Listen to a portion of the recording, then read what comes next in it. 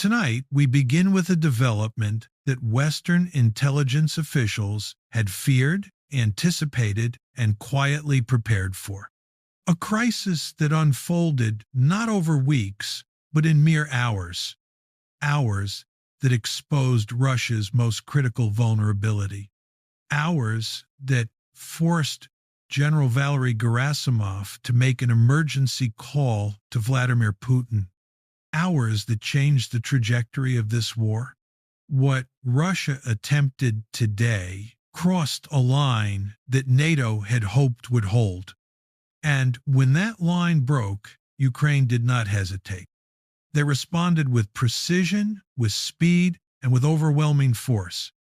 For several weeks now, there had been whispers, not official briefings, not formal intelligence reports, just whispers that Russia was preparing something unprecedented.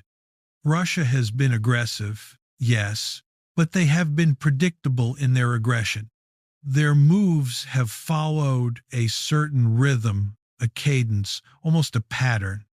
But what set off alarm bells in Washington and Kyiv this week was that the pattern went silent.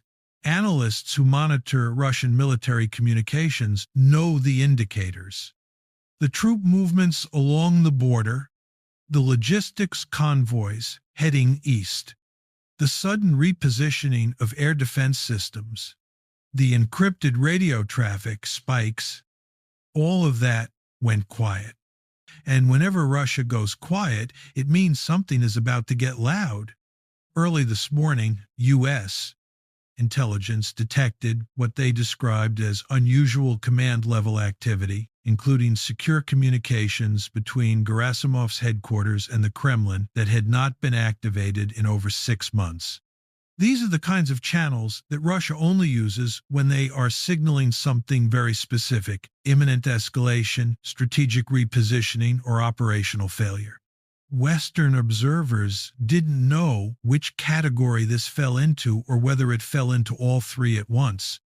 But what they did know was that Russia was changing its defensive posture. And when a nuclear power shifts posture without explanation, even by a small degree, the entire world pays attention. The warning issued by Washington tonight was not normal. It was not routine. It was not symbolic. It was urgent. Officials, after an emergency NSC meeting, described Russia's move as provocative, destabilizing, and perhaps most importantly, vulnerable to immediate counterstrike. But intimidation only works if the target hesitates. Ukraine did not. In fact, their response today was among the most decisive military actions we've seen in this entire conflict. Here's what we know. Within 3 hours of detecting Russia's repositioning, Ukraine launched a coordinated strike operation. These weren't the routine drone attacks we've seen before. These were precision, long-range strikes, ATACMS, missiles, and advanced drones that Ukraine only deploys when they are preparing to hit high-value strategic targets. Tonight, the Ukrainian General Staff confirmed that Ukraine launched precision strikes on Russian military infrastructure, including a major command post in occupied territory that had recently been reinforced for what analysts believe was a planned offensive operation. Ukraine struck before Russia could activate its defenses. They hit the communications hub, they hit the ammunition depot, they hit the logistics center that was likely preparing to support a major ground assault. In other words, Ukraine targeted the nerve center of Russia's operational capability, the command infrastructure that would have made the offensive possible. This is what made Washington's warning so urgent. Russia's repositioning wasn't just symbolic, it was actionable. It represented the kind of move that could have changed the battlefield entirely if left unchecked. And Ukraine, understanding that fully, responded with force, not recklessly, not impulsively, but strategically. They didn't strike civilian areas. They didn't escalate beyond military targets. They hit command centers. They hit supply lines. They hit Russia exactly where it couldn't defend. And here's where the story becomes even more significant. Intelligence analysts now believe that Russia's latest move was designed to test the resolve of Western support after months of political uncertainty. Russia wanted to see whether Ukraine would hesitate, whether NATO would delay, whether the alliance would fracture. But instead, the opposite happened.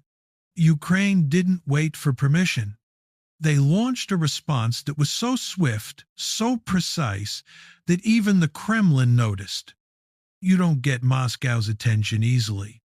But today, Kyiv did. Defense officials, speaking with Western media under anonymity, described Gerasimov's call to Putin as frantic a way to explain why their positions were being destroyed before they could be activated. But Ukraine proved today that they remain both capable and unpredictable. Their strikes were not only accurate, they were timed so precisely that Russian air defenses never activated.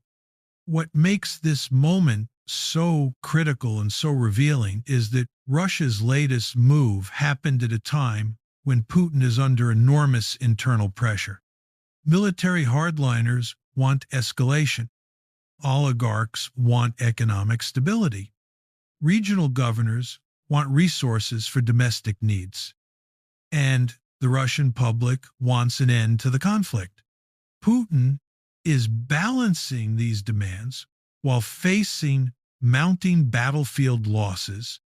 And when leaders in that position make sudden moves, they're not doing it from strength. They're doing it from pressure.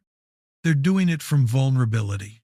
As the night goes on, we expect more details to emerge about what exactly Russia hoped to achieve with this repositioning. But what we do know is that Ukraine's response was timely.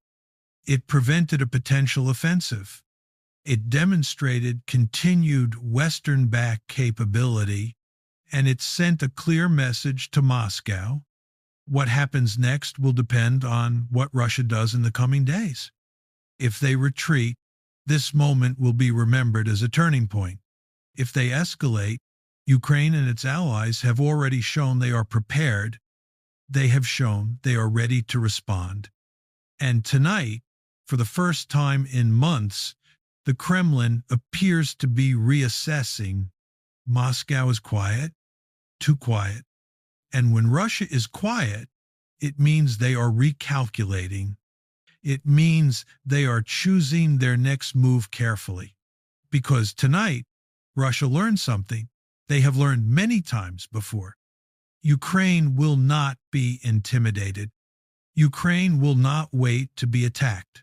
And Ukraine will strike where Russia cannot defend. This story is far from over. But tonight, one thing is clear. Gerasimov's desperate call revealed Russia's weakness. Ukraine's response revealed its strength. And the world is watching every move. We will be here covering every detail as the next phase unfolds.